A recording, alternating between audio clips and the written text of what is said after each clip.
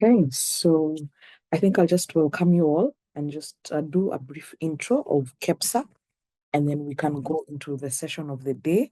Today we are conducting this session in partnership with some of the entrepreneurs and founders that we have supported, and some of the entrepreneurs and founders that we have in our network. And we will be doing this consistently as we progress.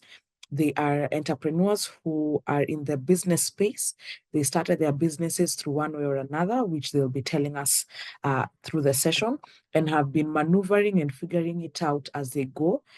Because a question I like asking entrepreneurs is, are you building your business for legacy or for sale? Have you grown or have you structured your business in a point that if somebody comes to you, or if an opportunity comes and you needed to sell that business, you're able to value and say, I'm selling this business at 2 million, 3 million. Somebody who has 2 million or 3 million can come up and offer to pay that 2 million or 3 million, and you sell your business and you move to something else. So they'll be telling us their story today and how they have been able to grow, or what challenges also they faced, how it started, and everything else. And then it's also an avenue for us to know that we are also not alone in some of the things as businesses that we are facing. So it's just a way for us to be able to just learn and just grow together. So as I said, for those who are not joined, my name is June. I will be your host from KEPSA. I coordinate the SME programs at KEPSA. And I know most of you know what KEPSA does, where we are based as well, how we support the SMEs. We look at supporting them in terms of capacity building, in terms of linkages to funding, in terms of linking them to market opportunities, in terms of also supporting innovation and matters policy, and how we just come in to see how best do we ensure that your business is either we are supporting you in addressing or getting solutions for the challenges you're facing, or mitigating the problems that are currently there. We have different programs we run with different funders, and I will share more information with you after the session on email, just for you to see what is available, what is there that you can take up. But I would like to just personally invite all of you to our SME conference, which will be happening in July this year. It's a conference where we get so many progress or so many achievements done. We get people linked to suppliers, to market opportunities. If you're looking to be able to be supplying externally, internally, to inbound or outbound to businesses, it's also a meeting where we're able to unlock some funding opportunities as well. So I'll be sharing also that communication after this session. And I personally invite all of you to just show up for our SME conference, to be able to grow, to learn, and also just share what your thoughts are and what the challenges are that you're facing, and what you would propose would be a possible solution for us to just move the SME space and the SME economy into greater heights. So without much further ado, I think just let me confirm if both our speakers are online. Yes. So I will invite our speakers to say hi. We're going to take the format of they will be telling us just in about 10 to 15 minutes, an intro or a teaser of what how they started their business or how they pivoted. And then I'm gonna throw some questions their way, so they just bring out their story and how they have been progressing and how they have been doing. So Damaris, maybe you could start and just say hi, tell us in a snapshot what you do, where you're based, and then we can progress. Karibu. Okay. Hello, everyone. It's a pleasure to be joining you today. My name is Damaris Maundu. I am an entrepreneur. I am a lawyer, an advocate of the High Court of Kenya, and I'm also I run a CBO by the name Ekisil CBO. But for today's session, I just want to remove this other hat and just put on the hat of an entrepreneur, because in the business world, there is no like your accolades or your knowledge or your education does not matter. It is a fair playing ground for every person. So that's why I say anyone can make it in business if they follow the principles and if they put in the work. So for this, just consider me a person who started a business from scratch and left every other thing to just grow a business. And I'm very happy to be joining you today, and I hope to share more throughout this session. Thank you. Thank you, Damaris. I love what you say. You remove your heart. In the business world, you might be having a master's or your PhD, but all that aside, everyone starts from ground zero. Thank you.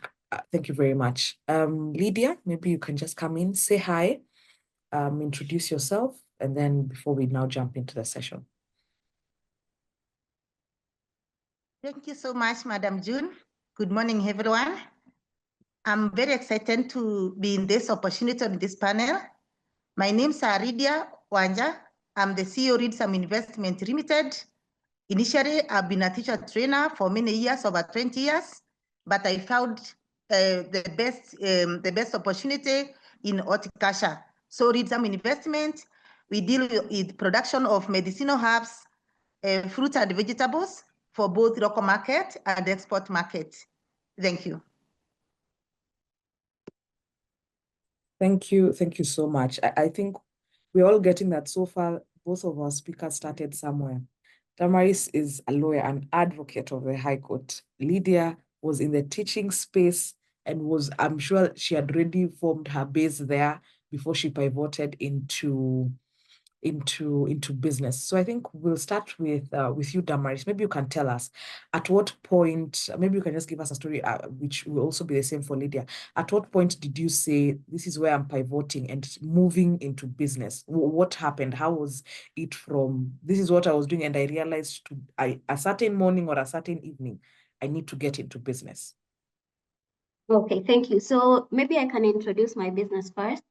I run Jiem Power Ltd. We are a garment production company. We produce uniforms. We supply to schools, to institutions, to organizations, to churches. We also do retail. We have 3 branches, and we have about 15 direct employees, and we also engage like up to 30 other casual, staff. Yeah, so basically that's the snapshot of the business. So how I started, it's actually interesting.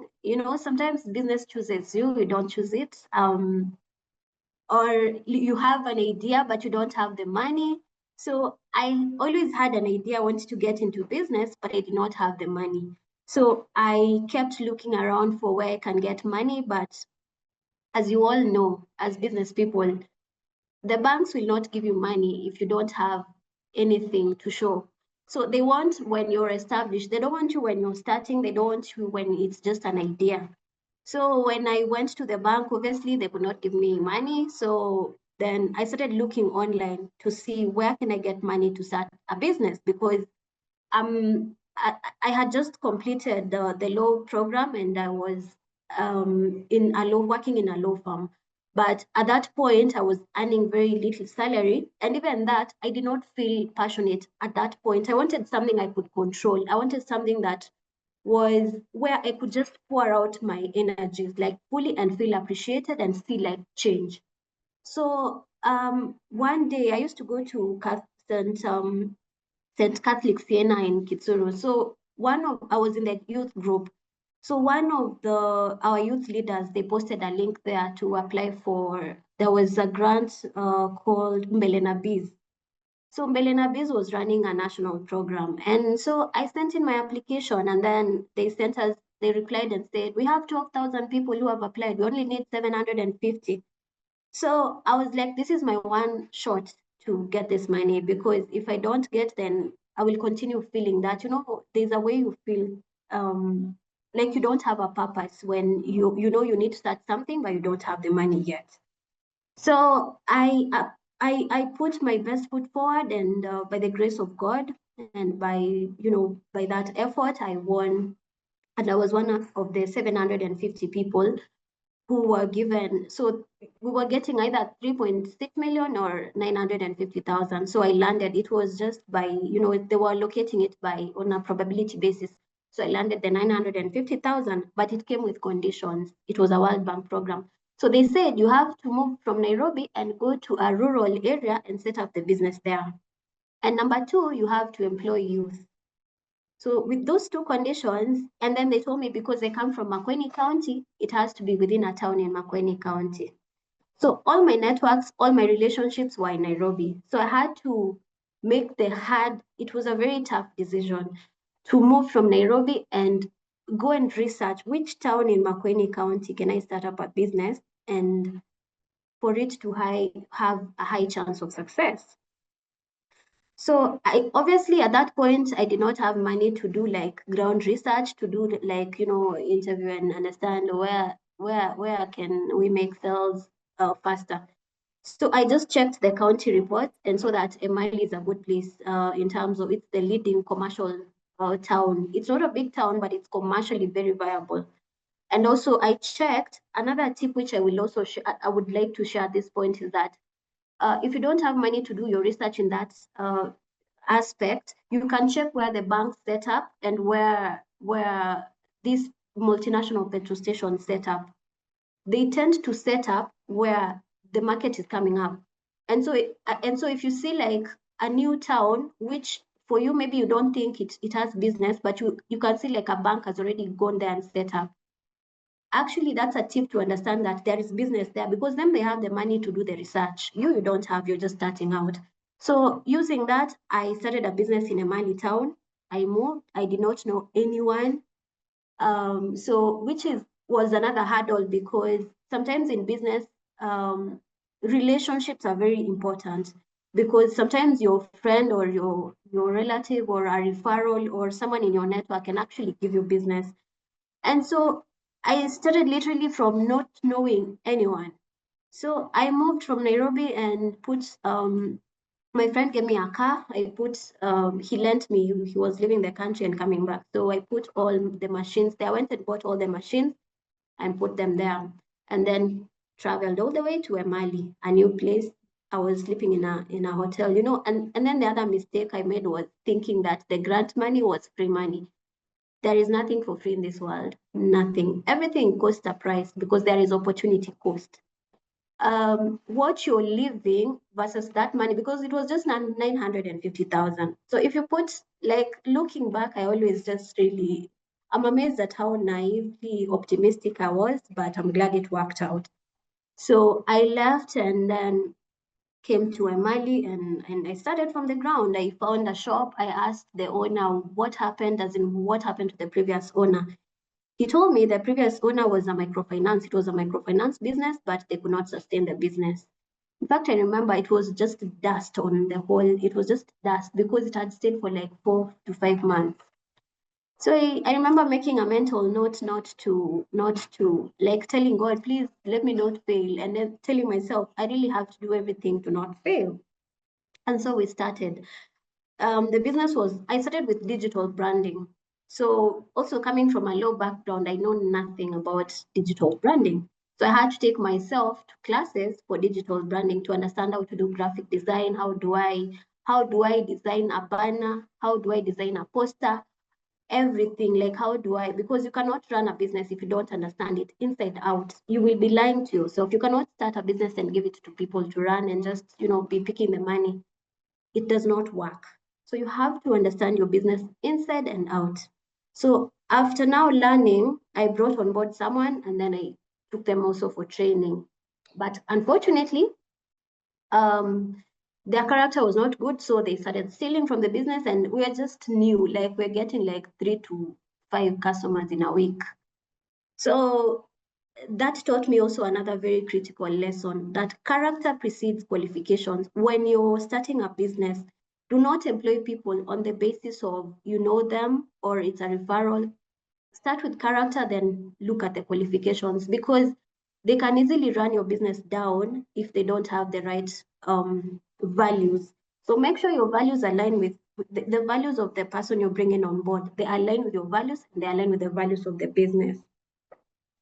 Then, yes, so now I proceeded and we started, like, I would say, it was not easy at first. In fact, I kept thinking to myself, I'm going to close this business and just go back to law, because I kept asking myself, why did I trade my law career for a business where I'm starting from the ground? And then you see also in the business world, you have to do the hard work yourself.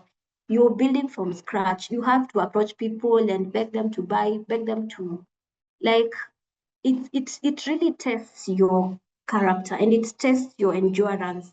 And so if you give up early, you will never know how it would have turned out. So I kept feeling that disconnect and telling myself, oh, maybe I should quit and go back to law. All my colleagues in the law field are maybe advancing and leaving me behind.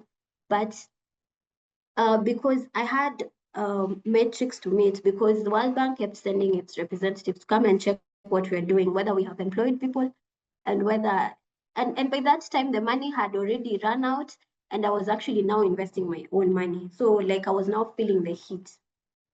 So the big break, I would say, came when we invested in sales and marketing. So at some point I got new staff and they aligned with the business, and they actually also motivated me as a person. So they kept telling me, let's not quit, let's they would really also encourage me as a person. Because business, I can say entrepreneurship is very lonely. Sometimes it gets very lonely. So you need people who will understand your vision, even when the vision is not there. So we kept going. Our big break, I would say, came when now I expanded and I got funding. I actually also joined the Genoa program. I had another approach from, what is it called? Youth fund. They also like approached me. So by luck, I happened to have like collateral I could give them. So they gave me some loan. So I expanded, and then we bought more machines. We also expanded the business based on now what the market was demanding, which was now we had to go through the garment production way. So like now making uniforms and having tailors, and also now having the big machine. So I expanded in that direction, and then now we started getting work from schools. So at that point now, it opened up my eyes. Remember, I knew nothing about business. I was just like, I was putting in work and trust. So when these schools now started giving us business, I was like, oh, actually now I can see a new direction which we can go as a business. So now I would say like that really changed the dynamic for me, because I realized we could make large scale production and integrate efficiency into running the business, such that we can produce that within a short time. So we engage, like if it's tailors, a lot of tailors, a lot of also like the graphic designers, and also the ones who do the branding. Then now we supply, and then now we go back to our normal operations, which is now retail. So also with that, now I was able to expand to other towns, and I was also able now to go back to my law career. And it helps me because I took the lessons that I had learned from business into my law career, and they're actually very relevant. So I would say if someone wants to build even themselves as a person, start a business, start small and learn the lessons quickly. Then do repeated, what is it called? Repeated engagement with failure. Like fail early, fail differently, fail every day until you get it right. Then now you scale that or you expand. Yeah, so I think that's a good place to pause. Yeah. Thank you, Damaris. You've really unpacked the journey. I think a question maybe someone might miss is when you said you started at digital marketing. So how did you end up at doing a production? At what point did you now transition? And what now are Yeah. you using currently? Okay. So we started, I like saying we because there is nowhere a business person goes alone. So Yeah. I like saying we because even when it was just myself, I said our company, our business, I used to talk big even when it was nothing. And I think that's something that I got from another founder who said, believe in the business before anyone else does it. So I tend to say we a lot. So the question was, we started as a digital branding company. So initially we were just printing t-shirts and printing tracksuits and all that, and reflectors and things like that. But we were led by the market, or rather, I allowed myself to understand where does the market want us to, like, what does the market want? So I realized the market wants a versatile and dynamic production company of uniforms and garments, just all types of clothing, because they want you to give them the clothes and then print it. So after understanding that, actually, I remember like debating with myself, and saying, I don't want to expand into textiles, like, because it's a lot of work. And then I'm going to have to learn about tailoring and all those nitty-gritties that come with it. And so I really debated with myself, but customers kept coming every day asking for, we want uniforms, we want this, you do this. So we were led by the market, and then we expanded in that direction, and we have not regretted. Wow, I like the fact that you said you started without having done market research, and you've allowed yourself to learn, to grow, to fail, and just figure it out. I think a question I would also ask, in those early days or currently, what did chaos look like? What did it look like when things had not been figured out? What were the small wins that enabled you to keep going during your journey? Okay, so chaos, I think as business people, you all understand chaos is just the daily dynamic. I think you just learn to adapt. You learn to know that there will not be a still moment unless you're sleeping. Like when you wake up, it's just chaos everywhere. So, and also before I answer even, I think I would like to put in a point. When you, which I've learned, which, we're here to share like what we've learned, what no one ever taught us. So when you're starting a business, even if it's a kiosk, even if you're selling groceries, put systems into place. Because like go and look at a business that you like for example, go and look at Safaricom if you admire Safaricom. Then look, what does Safaricom do? It has systems in place, it has agents all over that make money for it. So now come and apply that to your business and think, what systems can I put in my business that will help it to stand the test of time, such that even if I'm not there, the business runs and runs efficiently. Do not just be an employee of your business. You and your business, you're two separate entities. So that was the very first the very important lesson I've learned, that I think any business person can utilize it. Put systems in place and run your business, even if it's small. Run it like you're running a multinational. Like run it like it is the best thing in the business world, and believe in it. So you asked the question. Sorry, I lost the exact question. What was it? What did chaos look like, and what were the small Yeah, that helped the small wins. yes, Yeah. to keep going, that you So could, I've achieved this, I'm encouraged, and then I yeah. keep pushing on. Yeah. So I think I would say chaos looks like lack of money, number one. Number two, it looks like uncertainty, like you've opened and there is no one who is interested in your business. Number three, it looked like worrying every day whether you will get the big break.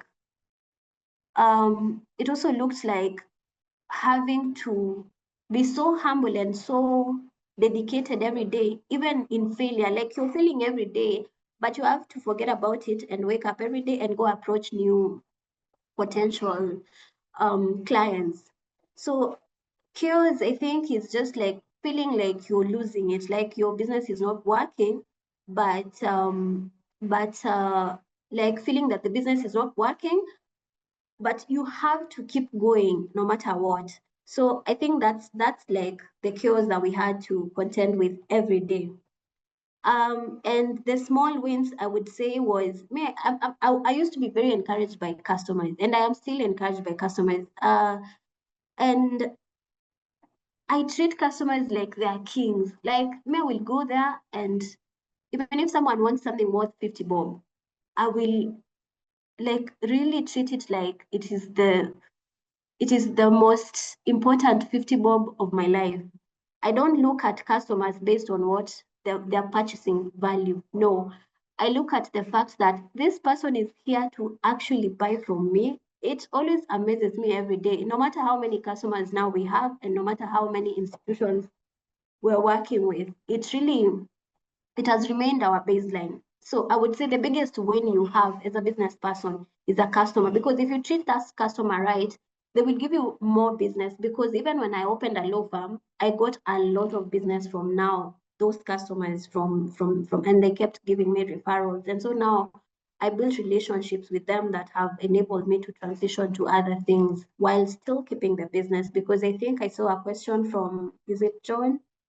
John asked whether I'm still running the business. Yeah, I saw it pop up. So yeah, I'm still running the business. I have put systems into place such that even if I'm not there for a month or so, the business runs effectively, efficiently, and I control it because I still have the networks that where we supply with, because I went and formed those relationships personally. So don't ever feel like you've advanced over your business. No. Yeah, I think I've answered that. I'm happy to hear, because I'm also taking notes that you started with some money from a different program that had conditions, that even grant money, there's metrics and what are they called, objectives that you needed to meet. Even with that money, you needed to employ young people, you needed to start it in your home ground, and you didn't lose hope. You still figured it out in a new area, in a new place, and even grew it to be able to even still come back and open other branches. That is really, really encouraging. I encourage the rest of the entrepreneurs, just drop your questions, because Damaris is going to be here, and we'll still continue taking the questions as we proceed. I think a question I would ask now, looking back, were there people that, or environments that influenced or shaped how you think or work today? You said the entire business journey has also changed the person you are. It has enabled you to grow. So are there specific people that you say, the way you said, there's this founder that kept saying, put your trust in that business, even if it is still starting. So who are these people or experiences that have built who you are or where the business is at today? Okay, that's a good question, actually, and it makes me think, because you can be inspired, but taking that inspiration and now translating it into action, sometimes that's where people say, like, the difference between the doers and dreamers is execution. So you can be really inspired by someone's journey, or you can be really supported by people. But sometimes people never just get up and do the hard work. So I would say the people that inspired me were fellow entrepreneurs, and because they relate so much and so deeply with what you're going through. And like, even as a business person, I don't think, if someone, before I started a business, if someone had come and shared with me like the difficulties of running a business, like, you can see someone has money, but they're telling you it's hard, it's hard, it's hard. So you don't relate at that point. So I found a lot of I would say inspiration and motivation from other entrepreneurs, and who had made it, or who are going through the same journey or building. And because I kept telling myself, if these people say this works, then it must work. So even though I cannot see it working right now, but they say it's working and it has worked for them, so if I apply it to my business, then it might work. So I would say other business people, because honestly, entrepreneurship is lonely. Like, your family will not understand why you're even doing that. In fact, for me, like, they used to think I'm lost, because they would tell me, we've educated you, you're a lawyer, why are you leaving this for a business? Why are you selling clothes? So I would say it gets very lonely. So and also support would be like networking with people and going for events where other people are doing businesses, and where other people are maybe pivoting, or they're exploring, or they've run a business, or their story sort of like relates to yours. So I would say find the right networks which will motivate you, because if you tune into what is draining you, you might really be discouraged, especially when things are not working out. Yeah. Okay, thank And you. also, I think my staff, let me say, just, I really appreciate my staff. Like, I don't call them employees, because I feel like they're just my fellow, we work together, we're colleagues in that business, because that business employs all of us. It pays all of us. So I would say my staff they've really encouraged me, and they stood with me, and they believed in the vision. So that was another really big source of inspiration. Yeah. As you said, the staff or the people that you employ can either make or break your business, which is very true. Once they steal that 100 a day, and then it grows to 200, it goes to 300, where they decide you ask for orders and they're stealing some of the materials. Before you realize it, it makes a really, really big difference in your cash books. Thank you so much. Damaris, feel free for the rest to just drop your questions, and then we'll handle any questions that come up from the session at the end of it. I think at this point, I want to invite Lydia to just come and tell us how this journey started. Where was she, or where were you when you realized I want to move from teaching, or I want to, as Damaris has said, I felt I needed something that I could have ownership of. So at what point were you that you decided I want to pivot and enter into business, and how did that journey start? Over to you, Lydia. Thanks a lot, Madam June. And thanks a lot. I've Lydia joined us for listening from my friend. Just to start with my journey, Lydia is a person with disability. And I would like to say that since I introduced my company, before I come to the Lidsam project, I grew up feeling to run in poverty in my adulthood when I was growing up or when I was in school. And so this intrinsic motivation pushed me to work hard in school, and finally I became a teacher. So I come from Meru, but Meru that borders Isiolo, and that is a region which we call arid areas. And arid areas are always come up with some challenges of drought, failure of the rains, and all that. So when I added to teaching job, or when I started my own project for teaching, I found it good because it was matching with my lifestyle. Since my disability is physical and my left hand is not working, so I was able now to manage the school very well, and it was like a player answered. And so I started teaching as a ECD teacher. Then I pursued my degree in Kenyatta University, and that is after my graduation. I started a college in Isiolo. And in Isiolo, I trained the teachers for the last 15 years. These were early childhood education programs. And at a specific time, I think in 2019, the government came up with a program that said all teachers to start the teacher diploma program. And this teacher diploma program now is the one that affected or made me now to get back to think about an alternative way of running the living, because now the college was hired venue.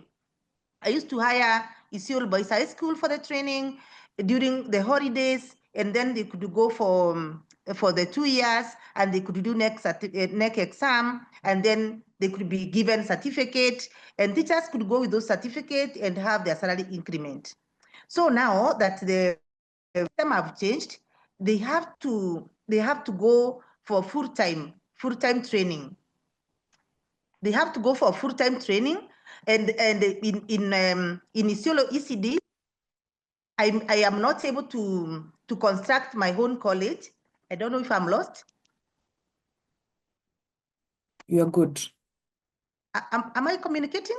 Yes, we can hear you. Sorry. So something is wrong on my side. So what I'm saying is that this change of the government made me now to think about alternative, because everything have closed down, and it closed down within a month. Changes have happened, and the teachers are supposed to go for 3 years training. Now, countrywide, we closed down the early childhood programs, and it's like we have to think of an alternative way of earning our living. I was alternating a school called Madrid Junior, my own school now, and the college. So at this point, the COVID have struck in and affected the primary school. So I have to close down the primary school and close down the college at the same time, because the earnings in the primary school could not support me. COVID has struck, drought have struck, and we have no turning point. Therefore, this one now made me to think on which way to go, because I have to survive. I have to earn my living. I headed up now trying to look aloud and see which business can I do. And that is when now I realized there's something called medicinal herbs. And that is where I ventured into this business. I learned about medicinal herbs through a friend who was doing that business.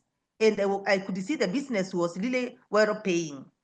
And medicinal herb was a new concept whereby you could plant something and grow and harvest it for some time. Like the cost of production was very minimal. It was not like any other product. It's not like beans and maize. It is something that you can plant and harvest for quite some times. This one encouraged me, and I just started small, because remember, when you stop doing what you are used to do, you're in a very critical turning point. You stop teaching, you have been teaching for many years. You stop running the primary school, you have been there for many years. But now you're in a turning point. I can say it was not easy for me. It was really difficult because I'm used to learn the primary school and shift to the college over the holiday. And now both of them closed down. So you can imagine the financial crisis on the turning point. But I thank God I started small, and I can encourage all entrepreneurs that they should be, don't fear to start. Because when you start, you run the challenges, and in the way, you interact with others and you'll be able to overcome the challenges. So I started with only 3 greenhouses. And these 3 greenhouses, I was supported by Kenya Climate Innovation. I just, when in that kind of frustration, you keep on searching anything that comes your way. I keep on searching in the emails if I can get a job. I keep on searching if I can get any connection, you see? And that is how, in this searching, I come across the link for Kenya Climate Innovation. I followed. I didn't even know how to do marketing. I didn't even know how to get, where I get the seedlings. Yes, I didn't even know where to start. But when the program came, I volunteered myself to be attending the meetings, to be attending the Zoom meetings every time. And finally, they were able to support us with greenhouses. And that is how Lidsam started. But still, to some point, this product that you are growing, you have no stable market. You are relying on someone else to come and buy for you, and it is a probability. So to some point, you feel discouraged because customers have not turned up, and you wonder what to do. And to some point, because I told you these are crops that you can cut and they grow up again, you trim them. You trim them and dry and throw them away, because that time we were not able to dry them. We didn't know so many ideas. So we could cut them and throw them away, and then keep on watering again and allow the give it time to shoot. Now, in that frustration, I came across a link that there's invitation for International Women's Day. The invitation was at Kempeskin. I've just filled the form that I saw online, and I don't know who I've invited, but the good thing is that I got a reply that I'm invited.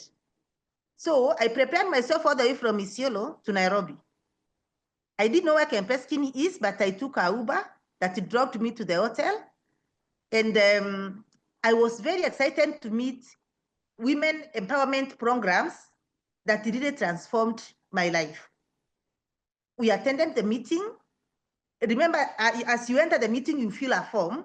And after attending that meeting, we got an invitation for agribusiness training at Strathmore University.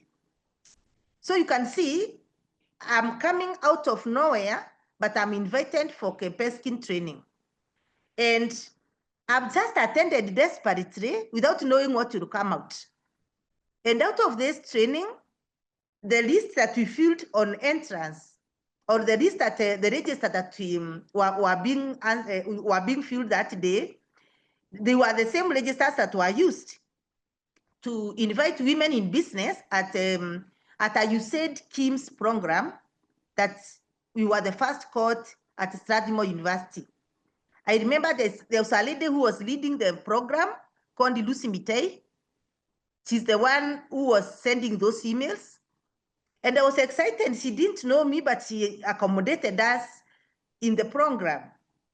And that shows that there are some people who does not depend on if they know you or not, but they can just do the work that is assigned for them. At the Strathmore University, we had a very impactful training for 7 days.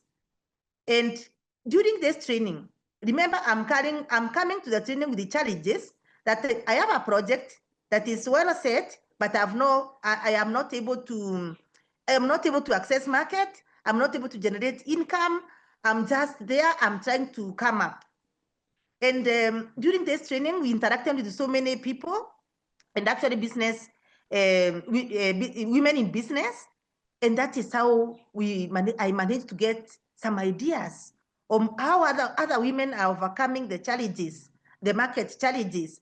How are they scaling up?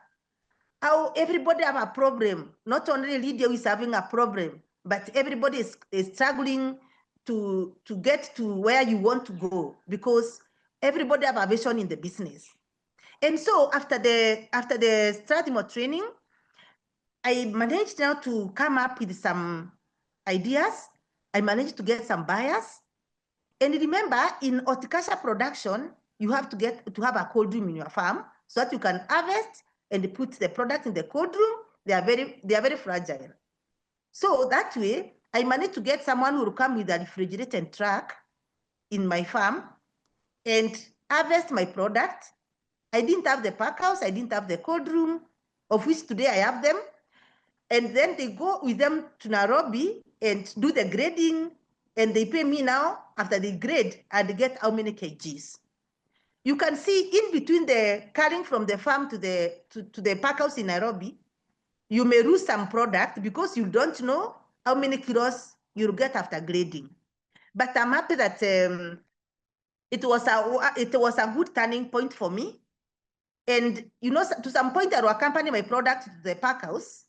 When I realized that maybe I'm not getting the collected kilos that I'm expecting, I will do a follow-up. And that is when now I realized, for me to succeed in horticulture production, I should have a cold room, I should have a pack house, and I should have more greenhouses so that I can be able to satisfy the market. I sold my product through local exporters for some times. And that is how now I realized that I need to scale up and have a export license. It was quite a journey. There was so many roadblocks. There were so many hide and seek, because some people know how should you do to get the document, but they will hide you so that you can give maybe some money or something like that. It was not easy, but finally I got the export license. Remember, Lidsam is dealing with herbs, medicinal herbs, fruit and vegetables. So when I'm growing the herbs in the greenhouses, I will grow tomatoes, onions, and other outdoor products, so that when the market for the herbs goes down, I can be able to survive with the local product. Therefore, after some times, we continue growing up. And now, since I got the export license, I remember, let me take you back to you said where we have come from the Strathmore. Now, there was a group that was formed for these women in business. And now this group was a turning point also, because they keep on sharing ideas. Remember, I'm in the village and so many women are in town, in Nairobi, and they are traveling outside the country and coming in, and they are getting so many networks of links of the meetings that are empowering women. So in this process, I was now happy because I could get more connections, and I could get connections easily because there's a group that is keeping on communicating to the women in business. Therefore, that is how now I learned that those who are doing exporting their product, they are getting more money than me who is selling at a local market or to the farm gate prices. They are getting even double the prices. And that is how now I try to look for buyers. And finally, I got some buyers. I've been exporting my product to Dubai. I've been exporting this product to France. And I've also created a wide network of local market, whereby I sell my product to the supermarkets, I sell them to institutions like schools, and even to the churches. Because there are some churches that place order with us, and we supply them with the tomatoes, with the onions, and with other products that they may need from our farm. But what I can say is that through interaction with the people or people who have been doing this business before, I was able to scale up. But now, the challenges keep on crossing.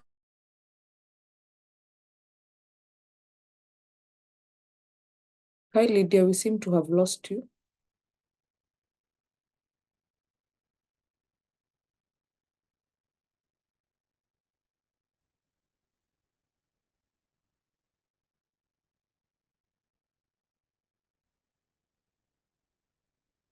I can actually hear her very well. Oh, sorry. Yeah, I can actually hear her very well. Can you hear me now? Yes. Yeah. Yes, I'm saying in my journey to grow my business, persistence wear out resistance, because if you don't keep on, you cannot know how to overcome your challenges. But when you have a problem, we could even draw our questions to the WhatsApp group, and some women could help us and guide us on how they have ever managed those problems before. Now, we have scaled up from 3 greenhouses, and now through the USAID training, I managed to apply for a grant, and I got a grant that helped me to fix some more greenhouses. And so I grew from 3 greenhouses to 10 greenhouses. Now, these 10 greenhouses now, I have a lot of product that is being wasted, and I have nothing to do with it, and it is like a loss to my company. That is how now I came up with the idea of doing value addition. So I set up a solar dryer, whereby I can be able now, after the women in my pack house have graded the herbs, and they have set aside them that are going for export. Now we clean and dry them after harvest waste, and then we dry it and put it in the packets and try to sell it now. Sometimes we sell it as without being grounded. We sell it to the industries that are making herbs and spices. And from the herbs now, we are able to scale up to avocado, whereby we export avocado. And currently, we are working towards getting to avocado oil extraction, so that we don't export whole avocado, but we can extract oils and sell oils that are very beneficial instead of selling the actual fruits. What I can say is that scaling up a business is not easy, but I can encourage the young entrepreneurs not to give up. If you have an idea, please come up and start working on it. Remember, what triggered me to start this one is to see that I need financials. I also can see the food gap, because when I was going to schools doing teaching practices for my teachers, or taking them in their schools, I could see so many children who are very malnourished. They didn't have adequate nutrition. Like the drought when it strike, so many people who are depending on the local maize and the beans. They had the problem of feeding their families. They had the problem of generating income. And so when I realized there is a business of medicinal herbs, I treated it as a way of improving our health. Because even today, those who use those herbs like basil, like tarragon, like oregano, like sage, they have a lot of health benefits. Actually, to some point, these herbs are used even to make the medicine. And if you use them as spices in your food, you can be sure you'll postpone seeing the doctor. And therefore, having this project in Isiolo, and a project of having dried product, which have longer shelf life, it helps the community also to improve their nutrition. Women who work at Lidsam, they have run so many skills that they go back at their homes and even try to plant small crops like even flowers like the flowers at home. Instead of putting a flower in a tin, they put a crop or like mint in that tin, and this mint will be used in the tea. They put something like oregano. Instead of putting flowers around their house, they put things like oregano. And when they are cooking their food, they can pick a few leaves of oregano, a few leaves of sage, combine them together in their meal, and you'll not see them going to the supermarket to buy the spices. They will use their original spices, natural spices from their homes. And therefore, this project, I've empowered so many women. Actually, I've worked with more than 50 women, them that I trained to work in their farms. They grow the same outdoor product, even if they don't have the greenhouses, and they come and sell the product to Lidsam, so that now I can connect them to the outside market. The project have been an eye-opener, even to lactating mothers. Lactating mothers are not allowed to work in any farm, but at Lidsam, we give them a free daycare center where I provide a free caregiver. Remember, I've come from early childhood project. I've done a degree in early childhood, and I know the importance of formative years to young babies. So I provide them with a daycare center, a caregiver, and then allow them to go work at the farm. And finally, they will breastfeed their children during the 10 o'clock tea. They will breastfeed them during the lunchtime. And finally, they will go back with home. This one has helped me to accommodate inclusivity in the project. It has helped me to have gender equality and encourage the women not to stay at home and look for someone to give them money, but they can still come at Lidsam, interact with us and work with us, and finally benefit their families. Remember, I was running a primary school where I changed it now to the farm. Some parents who are my school parents, they still come to Lidsam and work and go back home with money. They still bring their children not to the primary school education, but to the daycare center, where they'll keep them safely and then finally make sure that they go home with some money and feed their children well. Therefore, it has been a journey, but I'm happy so far. We are able to scale up. We can say at Lidsam, we have now the 10 greenhouses. We have now the 4 acres of outdoor. We have the cold room, a 10-ton cold room. We have a solar dryer, and we have a pack house. We have a pack house, and we are certified exporters of medicinal herbs, fruit, and vegetables. We are certified exporters. What I can say is that anytime opportunity comes your way as an entrepreneur, don't give it a deaf ear, because as I've explained, if I didn't turn up to the invitation to Kempeskin, I could not get these other doors open. And I can encourage women who are doing business, please try to interact with other women in business. Please try to seek information if you don't know more about the idea that you have. Interact with those people who have scaled up in your line. Open doors for partnership, and through partnership you'll run. And if you don't want to have this partnership in future, you'll have attained the skills to start by your own and scale up. To that point, maybe I can stop there for questions. And if there's something that I've left out, please, I can be reminded. Thank you.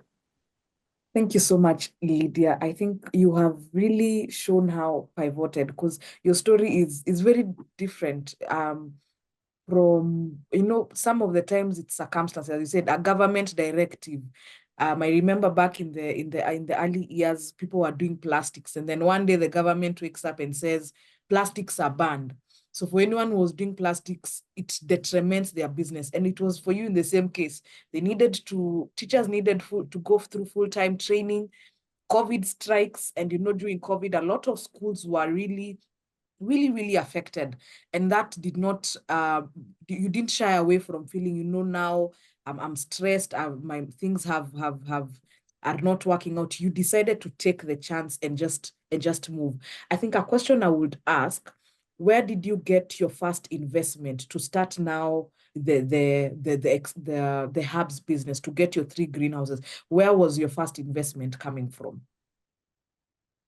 Of money. Thank you very Where much. did you get your first amount of money? Is it from the school? Where did you get your finances? Thank you very much, Madam June. Remember the school, when I was running the college, I had a concurrent project of the primary school, and I was constructing one class per year. So I didn't save any money from the college. I was using the same money to develop the primary school. So I closed the primary when I had 12 classes. It was fully built, and I had done NEC exam like 3 times. So when I closed the project of the education sector, I had no money left. Instead, I had to pay back some money because they have constructed dormitories in my school. And therefore, for this project of Otkasha, I got the first funding from Kenya Climate Innovation. Kenya Climate Innovation Project that was supporting agribusiness. They are the ones who constructed for me the 3 greenhouses. And now you can imagine I have to look for seedlings. I have to look for people to help me come up like employees. Remember, I cannot even work for myself very well in the farm. I'm used to the chalk and pen. And now here I need to work manually at the farm. It was really hard, but through the financing for from Kenya Climate Innovation, I started my agribusiness project. Yeah.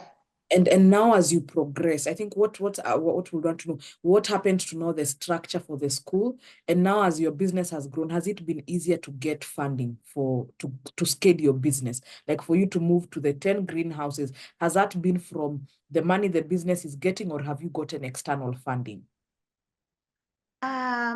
Okay, it has not been easy. Yeah. One, the 12 classes, the dormitories are still there, but I turned the dormitories to stores. Remember, in Otikasha, for you to be certified exporter, there's some inspection to be done in the farm. And so I turned some of the classrooms to be pack house. And I turned some of the classrooms to be resident for my employees, and other structures to the daycare center. So all the classes are utilized because I need store for my crates. We have so many crates that should be stored. I need store for those crates, and therefore I use some rooms for the store, others for the pack house, others were renovated to accommodate the staff, and others were renovated to be the daycare project. And now, maybe in my communication, I might have got lost somewhere. There's a time I said that through the training that we got at Stradmo, I got an opportunity to get a link for USAID.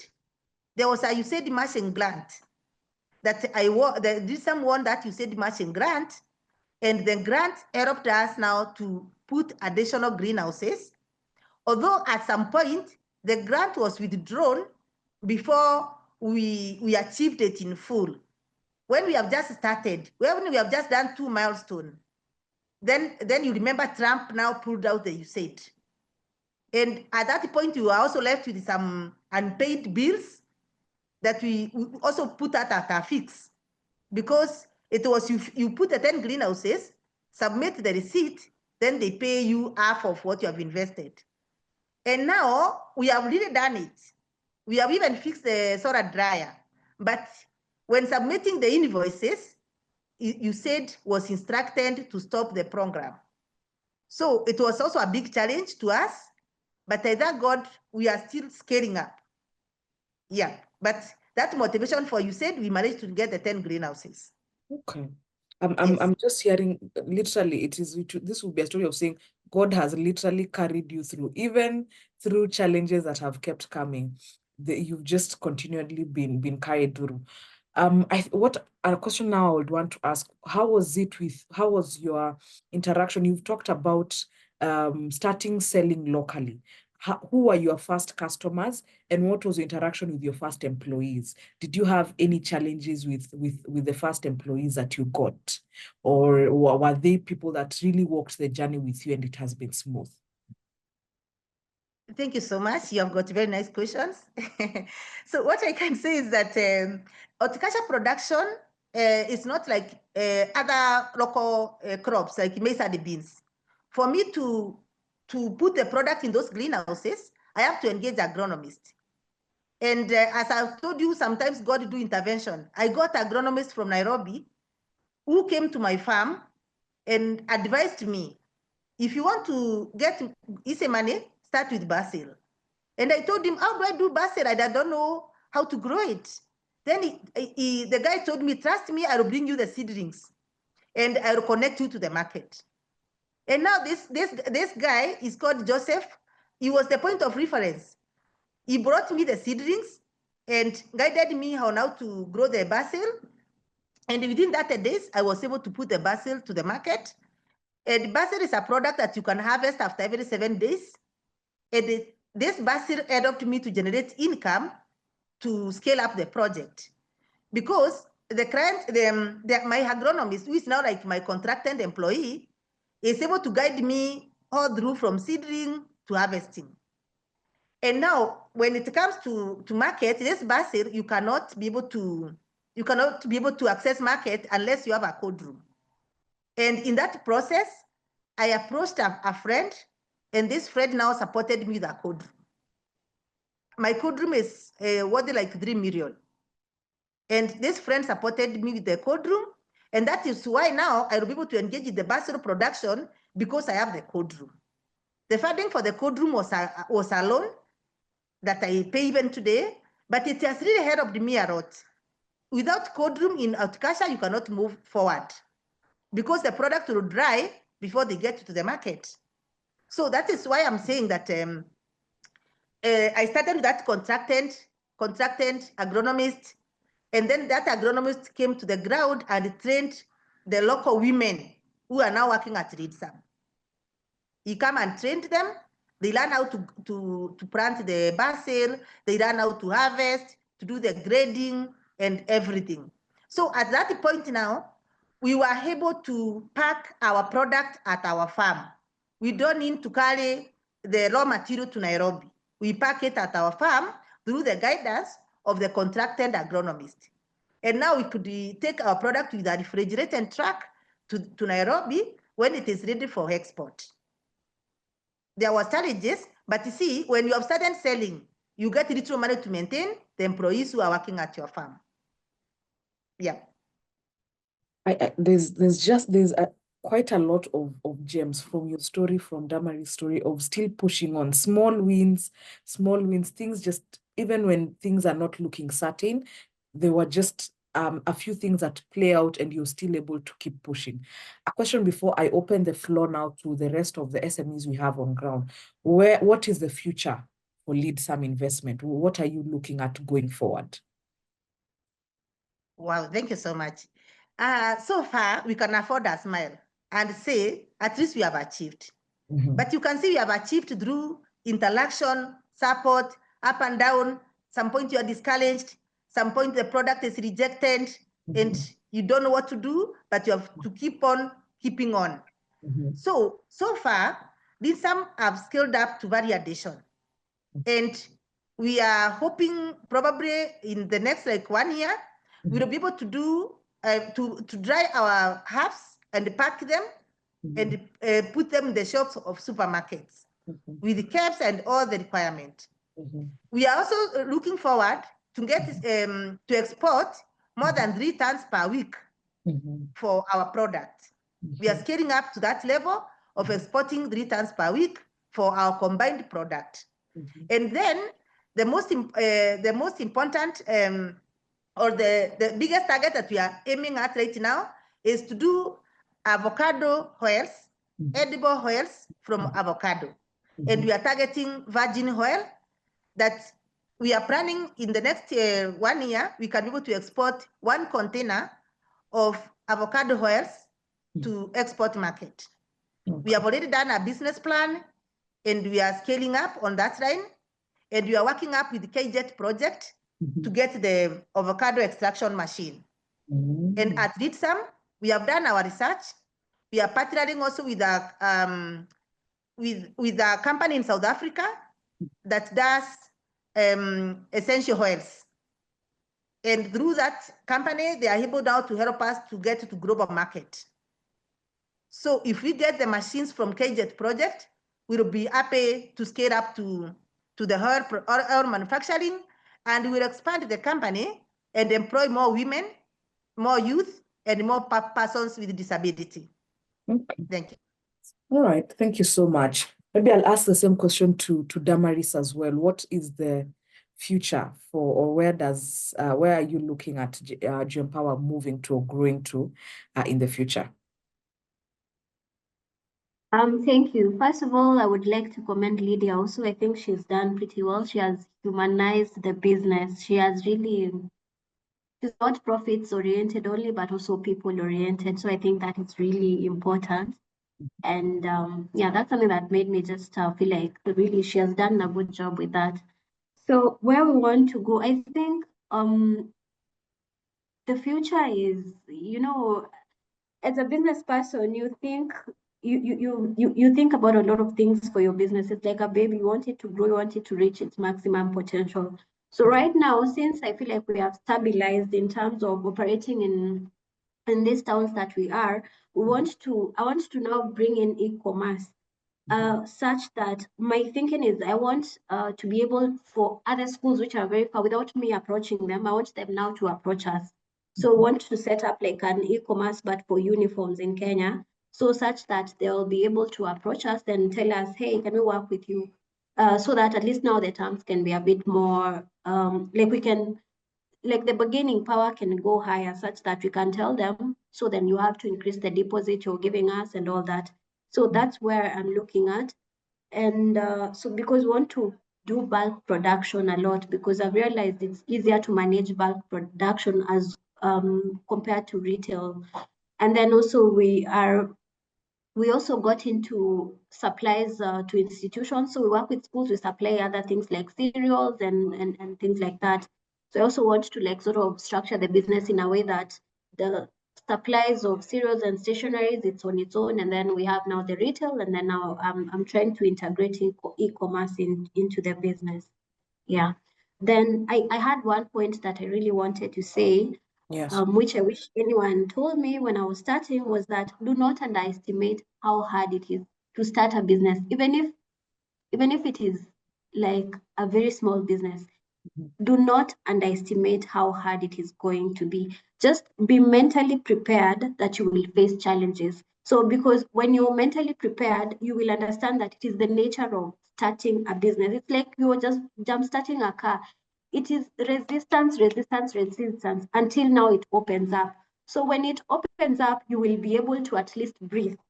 But so it's a graph. So when you're climbing up, do not feel like the option is to stop. That's not an option. So when you're mentally prepared, it will help you a lot, because even the criticism, it will not get to you, because people will criticize a lot. People criticize what they don't understand. They see you, you're putting in effort every day, it's not working. In fact, I remember one of my friends ever told me, I was in town running from Ravs. There's an Indian shop that supplies us right now. So we have really good relationships with them. So I remember like when I was starting out and I was there and I was like in the line, and then I'm so frustrated, and then I'm carrying this, I'm going out.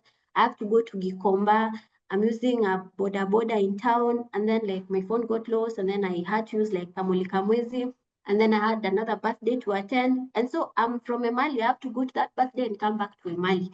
And so you see, most of my friends are in Nairobi, so I have to like just, So he told me, Dama, you work so hard and people out here are living better lives than you. Like what? Like, so that thing stuck with me a lot, because I was like, it's actually true. He told me, you work so hard and you're living a bad quality of life. Yeah.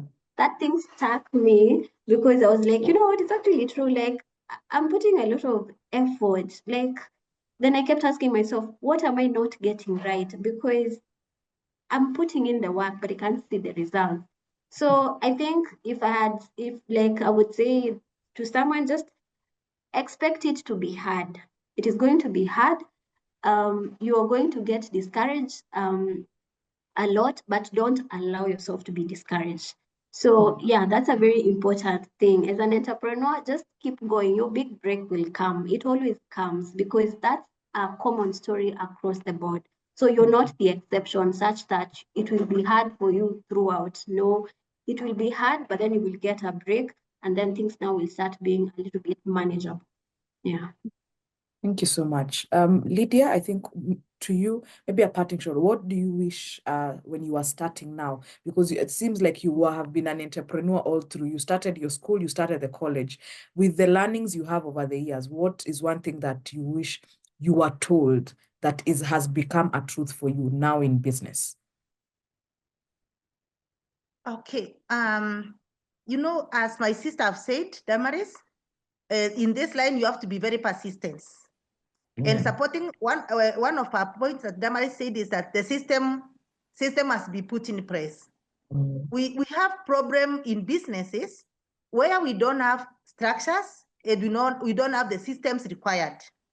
Remember, I'm doing Otikasha that requires that you get an accountant seated in the office. You need to get an accountant. You need to get someone to compare the, put the list down for the chemicals sprayed, a lot of records required. And now someone getting you with 3 greenhouses, and they are trying to say you are doing Otikasha production of herbs. Herbs are accounted as something very sensitive that cannot be done by just a mere entrepreneur. A village woman for that reason. From the village, you are trying things for export. People feel like you are just joking. And then some people are telling me, please uproot these things and plant maize and beans in your greenhouses because you'll never succeed. And I can tell you persistence wears out resistance. You have to push on, as Damaris have said. You have to, don't listen to what the discouragers are telling you, because finally, you'll say winners never quit. You'll finally win. But for you to win, there are up and downs. For you to win, there are so many challenges. But when you are persistent, you'll achieve. What I can, from out of my experience, because you have listened to me at Damaris and you have seen somewhere, we got a stepping stone. I also appeal to the government or to any other institutions that finance entrepreneurs. Please, when funding either women in business or any other entrepreneur, make the requirement to be minimal or to be friendly. Because if you go to the bank and they ask you for account statement, honestly, you cannot get a statement until you are generating income. If you want to buy even the seeds themselves, some entrepreneurs cannot even be able to raise 5,000. And honestly, they have got very viable ideas. But funding is an issue to them. That is where I was saying, if you have an idea and you have a partnership, embrace the partnership, because alone, you may not be able to scale up. So I can, out of experience and out of my journey, I've realized that entrepreneurs have financial challenges. Actually, they have good ideas. They are the best employers, but they have no starting point. They are trying to start, but they are being pinned down by the rules in the banks, by the rules in the financials, and they find out, finally, most of them withdraw. And instead of them being employers, they become now casual workers to other companies that have financial muscle. Okay. I like Yeah. what you I think you said persistence wears out resistance, and resistance is always going to be there, either with the systems we have in our government, either with the systems we have in our country. You talked about even the struggles of getting your export license, resistance even with the community and people that you thought are your friends. And also something that Damaris also mentioned, that the difference between doers and dreamers is the execution, because you could be inspired, and it's the same thing. Even today, we could have listened to how you have grown and how you have moved, but the difference would be in how we execute. So I'm going to open up. I don't know if anyone from the call has any question, and then we will take that, and our two lovely ladies and speakers may answer if there's any questions. But I want to just thank you so much for just sharing how it has been for both of you. It has not been easy. There has been, you've either gotten a program, you have seen something and chosen to take the risk that you did not know. You did not know whether this is authentic, whether this is true. If Damaris had not taken the chance on that link she found on our WhatsApp group, she would not have gotten the funding to start. If Lydia, you would not have just signed up for a Women's Day somewhere and other opportunities that you have come across, you will not have gotten a big break or just something to support you. I can see there's the question on where you got the export license. I don't know, Lydia, maybe you can advise, where did you get the export licenses from? Okay, getting the export license is a process. You cannot just apply and get it. You must start by your project, and it depends on what you want to export. Some people are exporting meat, others are exporting different things. But for me, I export horticulture product. And what I can say is that you start with your farm, whereby your farm should be inspected by HCD or Horticulture Department of Kenya. And then when they will send you different inspectors, they will send KEFIs, they will send different people to inspect the land, the farm. And you have to give them the product you are intending to export, and that product must be in your farm. So what I can say is that maybe a person who is looking for export license can have my number and I can guide them through because it's quite a journey. I may not be able to explain it here. And I can link them to the relevant offices, but after getting their farms approved, you must get your farm approved first, then I can connect you to the relevant offices for certification. Okay, thank you very much. Yeah. Any other question? As you said, there's nothing that is easy. You just need to believe in yourself and move on. And I've been taking notes, and I'm here just learning and seeing these programs that people are advertised. And most of the times, a lot of entrepreneurs are not aware that there are programs that are running out here to support businesses, be it by funding, be it by setting up for you, because like as you said, KCIC opened and had an initiative to set up for you 3 greenhouses. So there are different programs that come in, not only for money, because some of the time, most times I tell entrepreneurs, it doesn't need to have been cash, but you could get someone who's setting up for you system. They come and say they're setting up for you a digital system. You would have saved the money you would have used in setting that up for yourself, or they are drilling a borehole for you, or they are setting up, in this case, maybe greenhouses, or they are supporting you in expansion. So let us just take the risk, and then we are able to just push on and push through.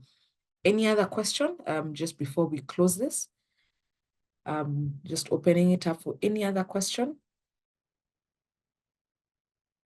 or feedback. It could be a question or feedback.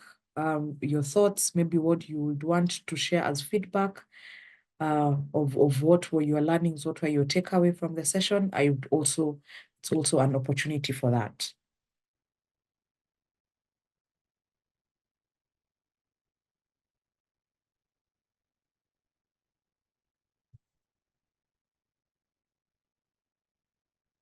Okay. If then there is none, okay, your takeaway is that you need to be resilient. Thank you, Diana.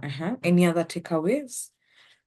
I hope this cements that you're not figuring it out on your own, that the challenges come across, the challenges are almost similar, just that they are different to businesses, but you just keep pushing through it all. Or Lydia's number. So Lydia, you can share your number on the chat box if you're okay with that, and then Diana will definitely reach out to you. So thank you very much for joining us this morning.